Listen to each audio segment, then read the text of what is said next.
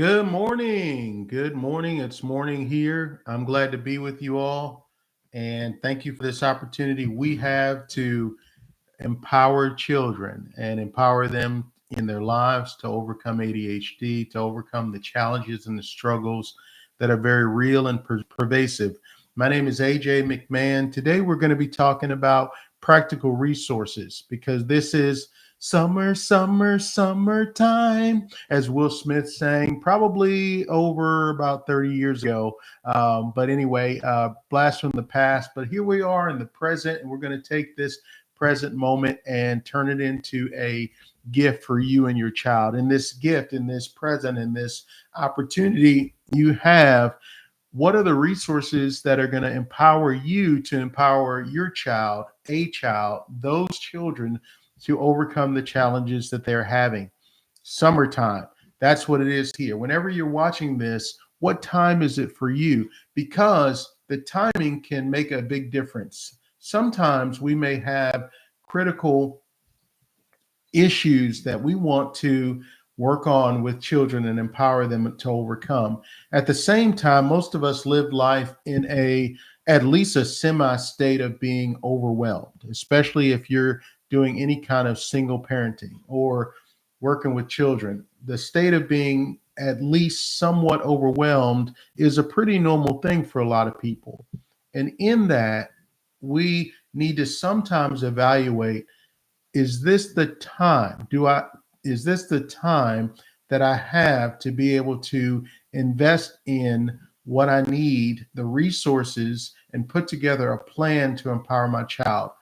I say that because for some, summertime can be one of those times where you're getting out of a school year and the hustle and bustle of that, maybe the struggles and challenges of that, and it's time to let the hair down. Woo, let my hair down. Nope, I can't do it. But you know what I mean. It's time to relax a little bit. And I want you to be able to do that. I want to encourage you to do that. But I want to encourage you to do that for maybe 2 or 3 weeks. Take a break, relax, unwind, take a breath, but then it's time to get to work. Why do I say that? Because for most of you, you have another school year that'll be coming up in the not too distant future. This is a time to be able to get together your plan, put it into place, and begin implementing it so that when you go into the next school year, you're off to the races and empowering your child to be able to just be more effective, healthier, having a foundation to in overcoming the challenges.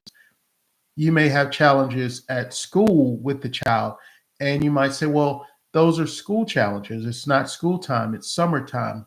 But many of the people that I get an opportunity to work with, what I see is that they're trying to work with their child at home. And even if their main concern might be what the child is wrestling with outside of the home, in the home, a lot of times that's where the real work is. For example, on one hand, you have a lot of people who maybe their child is not listening very well to them at home. So when they're trying to employ techniques to empower their child, even something like timeout, that can be a struggle because you're trying to use timeout to be able to intervene with or correct whatever behavior led to them going into timeout. But if the child is not listening to you well, they're not doing the timeout or they're fighting you, this can be an exhausting process that limits the effectiveness of it. So, a lot of times, being able to work with the child in transforming their ability to respect you, to listen, to obey you can be a foundation for any challenge they may have outside of the home. So we want to look at what's going to be the most effective in empowering your child to transform.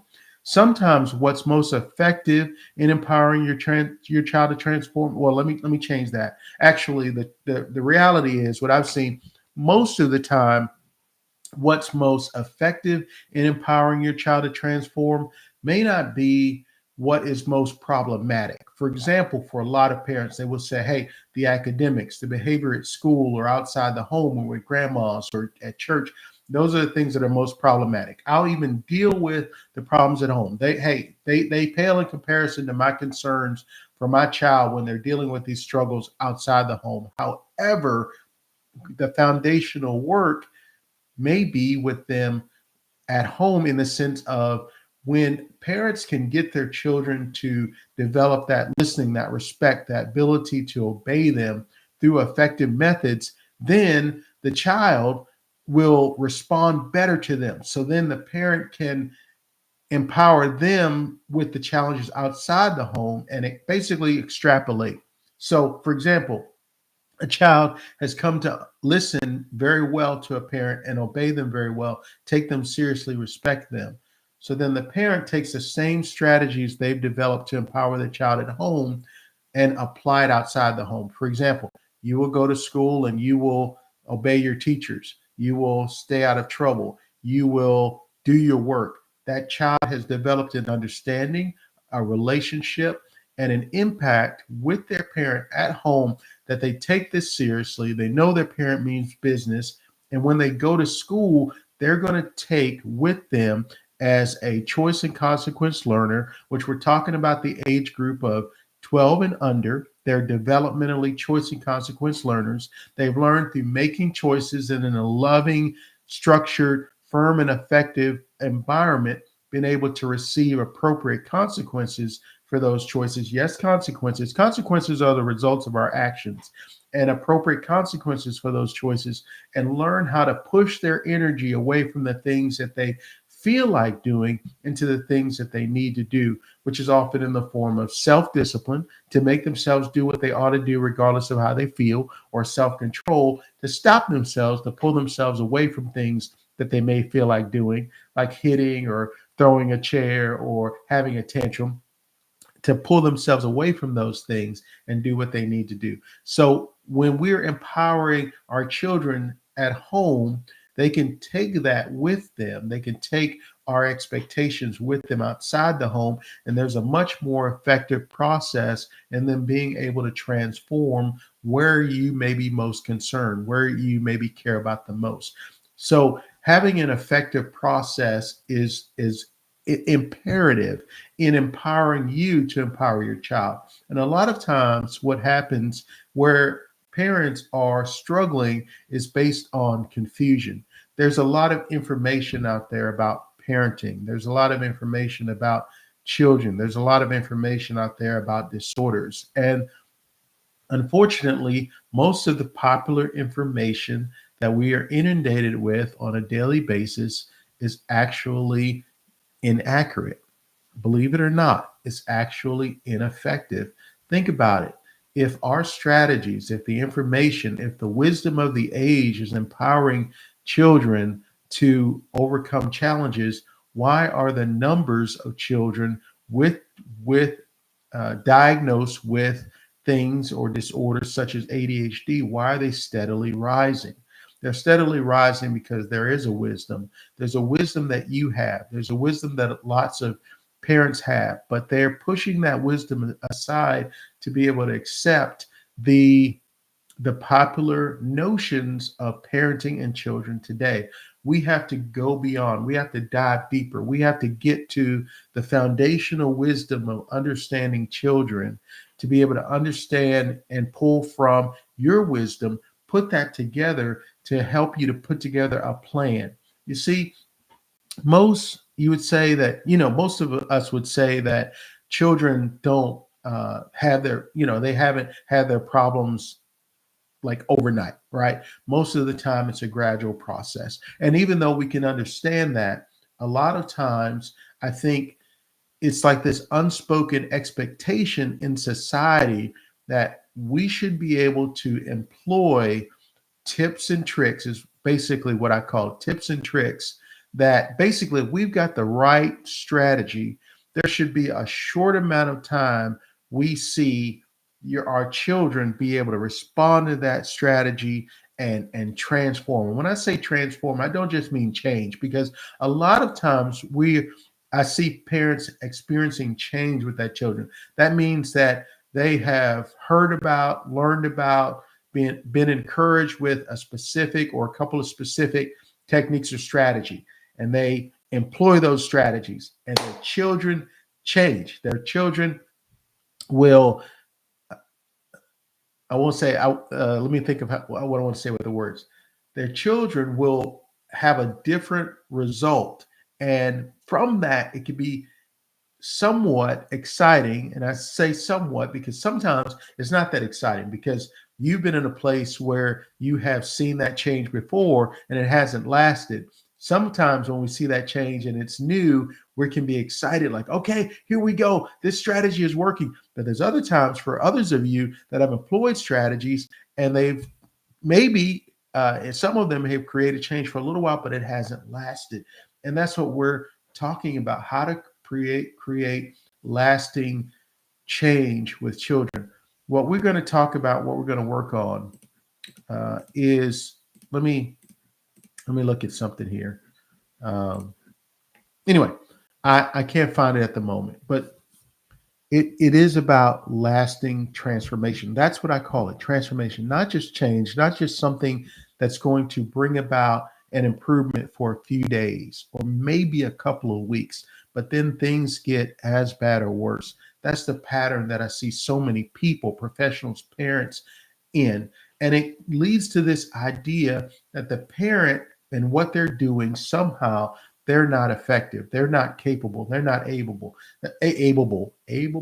or and that sometimes and that often it leads to this and reinforces this idea that there must be a disorder going on that's creating this difficulty. Because why would a child who understands and is able to do better not do better? Well, let's talk about that. Let's talk about Tommy the tailpipe tickler. Yeah, I was driving to work, and about 80 to 85% of my route to work is on two-lane roads. Yes, two-lane roads. Wherever you live, maybe some of you are like, yeah, I know, I got two-lane roads. And others of you are like, two-lane roads? Do they even have those anymore? Yeah, two-lane roads. One flow of traffic goes one way in one lane, one flow of traffic goes the other way in the other lane, whatever this is. Okay. Yes, that's what it is. So there's a zone of 45 miles an hour where I start my journey, and then it drops down to 30 miles an hour for this maybe mile or two stretch. Well, I'm at a point where I want to honor the law or the spirit of the law. So I typically drop down to 34 miles an hour, and in that vein, I try to stick and honor the speed limit or the spirit of the speed limit there. Well, many people want to drive differently. And this was an example where I ran into, well, I'll say ran into, it felt like we were going to run into because Tommy was up my tailpipe. I mean, he was so close to me. I feel like I could taste what he had for breakfast. I mean, it was wild. You know, those people that are just so on you, you kind of get nervous because it's like they are just right there. Well, guess what happened after about 30 seconds of Tommy riding my tailpipe? Lo and behold, on the side of the road that particular morning in the 30-mile-an-hour zone, a sheriff vehicle was sitting there facing the road. And guess what Tommy did? Tommy backed off. Tommy slowed down. Tommy stopped tickling my tailpipe. And why did Tommy do that? Because he had a sense of empowerment from the standpoint of recognizing that, excuse me, hey, maybe this guy, maybe I'll give some space, some distance. Maybe I'll have some compassion for this guy in front of me. Maybe I'll just realize that it's a more socially acceptable way of operating to be able to operate with patience. Maybe I have a higher standard of how I'm going to conduct myself in relation to other people that may not be the way that I want it to be, but it's going to be something that's going to feel more safe and comfortable and effective for someone else. I don't think so. I think Tommy saw the sheriff like I did, and Tommy's behavior changed because of that sheriff sitting there on the side of the road.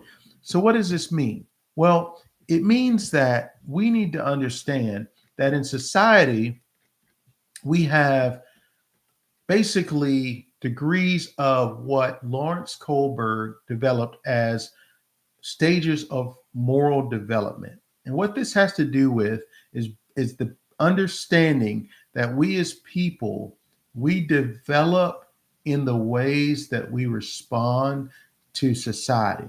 And in this development, he says moral development, but don't let that word throw you. It's more like us in our growth and development in the hierarchy and the process of responding to society based on higher ideals or morals, if you will.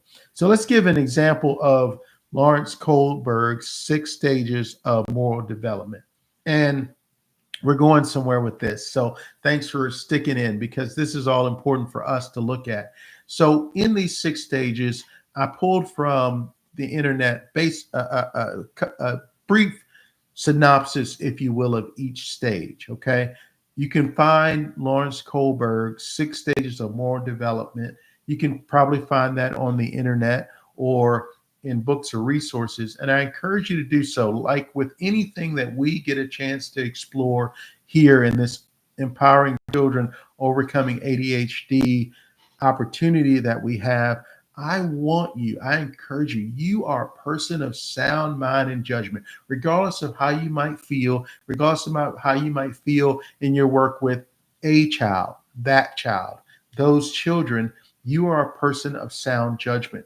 Use your sound judgment and discernment to explore anything that I share, and especially anything that might be shared by others that you're listening to that might be influencing you. Go deeper than below the surface than what we tell you, to look maybe at the actual resource, to dig it up, to see what it's actually saying, because there can be accurate information and hopefully founts of wisdom that can empower you to see things for what they are, not what society tells us they should be. So when we look at the 6 stages, and this is just a brief synopsis, not specifically Lawrence Kohlberg's words, but a way for us to briefly look at how to identify these different stages. I pulled from the internet recently. And stage one is obedience and punishment, meaning that people are responding to society or responding in a moral way to society based on obedience and punishment. The second stage is based on self interest. So, in these 2 stages, these are the bases by which people are operating in society, what may be driving their sense of responsibility to the rules, laws, and structures, and even people in society. And what we talked about with Tommy is that he was probably affected the most by stage one, obedience and punishment, meaning that his obedience to the law, the speed limit, to the appropriate distance, and his change in behavior likely came from his response to the sheriff on the side of the road and the idea of punishment. Okay. And when we talk about punishment, really let's talk about it not in the sense of something harsh or something out of line, but more something in line with appropriate consequences. Like, for example, if we're speeding, punishment in this example might mean that you get a ticket that's appropriate, that's lawful according to the violation. And so in this example, we're talking about maybe that Tommy backed off because he was responding, he became obedient due to punishment. Sometimes we can operate with laws or rules or things because we have a self-interest. There's something that we want to get out of it. So we create scenarios where we can benefit, and really how we're responding is not because we really care about the rule or the law. It's really based on the benefit that we're seeking. Okay. The higher stages, so these stages of moral development build on each other. Stage one is the base level stage. Stage two, the second in the hierarchy, and they go up to higher and higher levels of stages to how we respond to people and society. Third stage, interpersonal accord and conformity. Fourth stage, authority and maintaining social order. Stage five, social contract. And stage six, universal ethical principles. You can look more into details about what these stages are in a very short amount of time and what they mean. And I encourage you to do so because here's the thing. Most of the time when we're driving, have you driven lately? Have you have you done that? Have you engaged in any type of driving?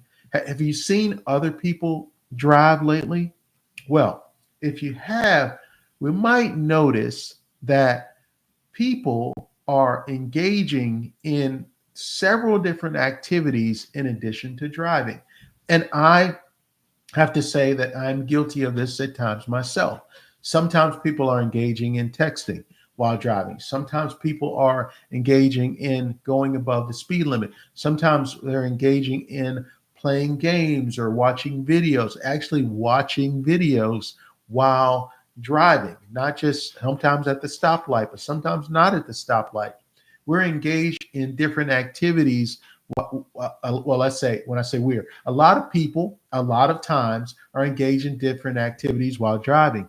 What about those who are now going through the light after it turns red? You know how the joke used to be, well, people are going through the light when it's pink. Well, what about the yellow, yeah, yellow and red, you get that. Well, what about the people that, your light has turned green, you're about to start moving. Actually, you start rolling, and then somebody comes barreling through the light seconds after their light has turned red. What about that?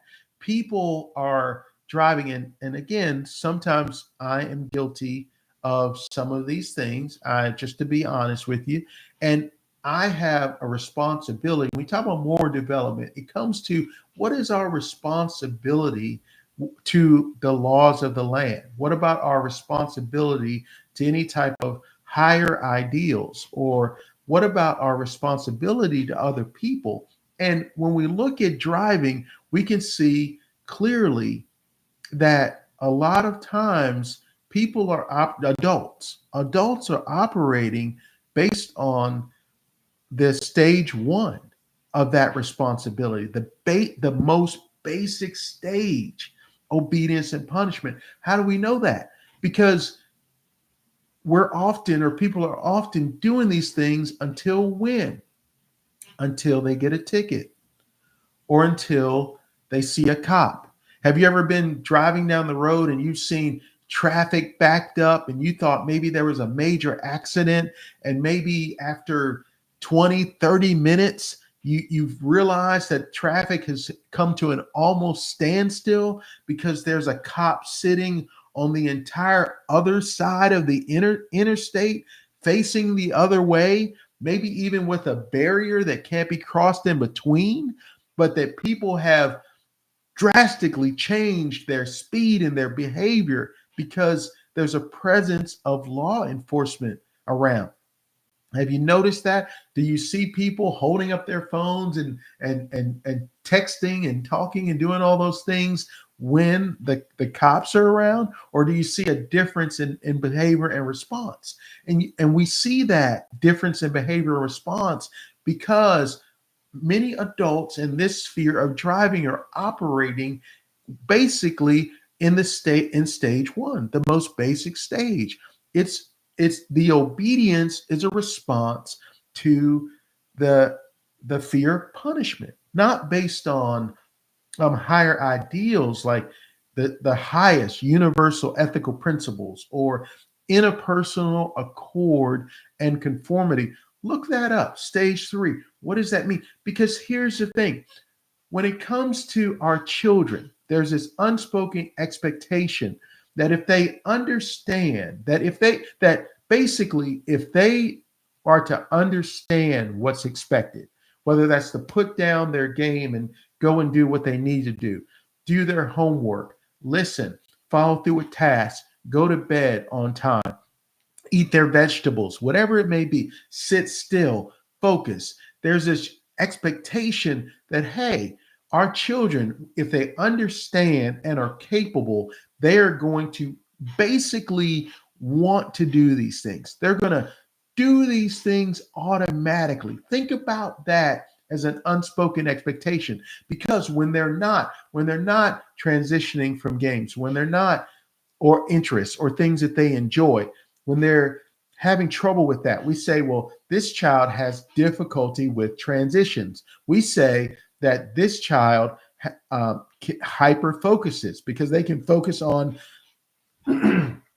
excuse me, the things they enjoy, but not on other things that they maybe have to put more energy into getting done. We say that children even have disorders because they have challenges with carrying through a task, doing their homework, and maybe the struggles that often come as a result with not doing or having troubles with those things. Because a lot of times, uh, the struggle, I say, the struggle with self-control, meaning tantrums, banging their heads, hitting, those kind of things come from the struggle with self discipline. Again, self discipline being a child being able to do what they ought to do regardless of how they feel. A child being able to listen to you even though they don't feel like it, put down their interests and do something else even though they don't feel like it, to do their homework even though they don't feel like it.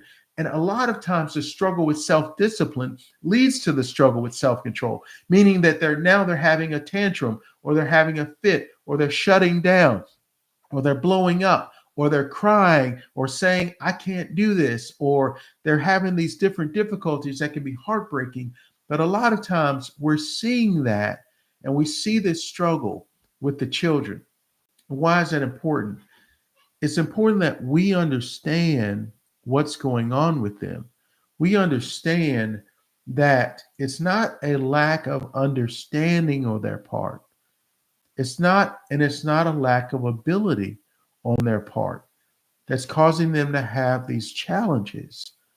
It is simply that, just like us adults, that if we adults are struggling and are operating or struggling to operate on a daily basis with something like driving, with being able to put ourselves and discipline ourselves to do what the law and or society requires, to be effective, to be responsible in that vein. If we're struggling with the basic level of responsibility, how is it that we're going to expect our children to automatically operate on a higher level of responsibility? A higher level is that if a child understands and is able, they're going to do it. Do you think it's a lack of understanding or ability that is primarily causing us adults to drive in these manners, to do what we want to do while driving? You think it's a lack of understanding or ability? Well, how did we even get a license to drive if that's the case? And some may be driving without a license, which is kind of part of that issue or argument. What I'm saying is that people, we've got to understand that children need us to truly empower them. How do we empower them? Here's where we're going to continue, as we often do, to be countercultural. In this countercultural understanding of meeting children where they are, not where we think they should be, getting away from, as we talked about in the last video, video 4, please check it out, getting away from the geocentric, which in that metaphor is basically us taking adult wisdom and trying to push it on the kids, instead of that, and to get to the basically the heliocentric view, where we understand that we're trying to understand children. We're trying to revolve our practices and our understanding of even ADHD, not from the view of understanding children through the lens of ADHD, but understanding ADHD through the lens of children and understanding them developmentally. And when we do that, we can look at things differently and meet them where they are. Where are they? They're in a place where they need discipline. Think about the first stage, that in stage one, and these stages build on each other. The problem is we're often encouraged by society to skip stage one in helping to develop, or no, sorry, helping our children, a child develop. Stage one, because children 12 and under are developmentally choice and consequence learners. What does that mean? That means that they have impulses and energy and desires and all these things that make sense in their world. And we as adults, we get the opportunity to try to shape them to build character. One of those character building things is self discipline, the ability to make themselves do what they ought to do, regardless of how they feel. And even though we don't talk about that in my field of psychology, or even in the field of psychiatry, when it comes to children, it's a very real thing. It's character development. And to be able to empower them to develop that character means that you empower them to push their energy away from the things that they feel like doing into the things that they need to do. How do we encourage that? It's just like the sheriff on the side of the road.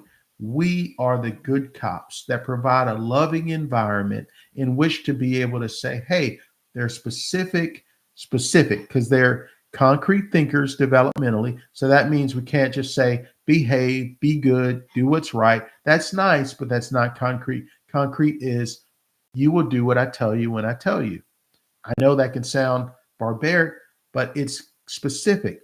To them, they understand without ambiguity what's expected. And when children can understand what's expected, specifically, that's meeting them developmentally where they are. When they understand that the people that are having these expectations truly care for them, and really with parenting or family, or sometimes even people outside of the family, when they understand that these people love them, they know that these people have their best interests at heart through the way that they handle themselves in their relationship.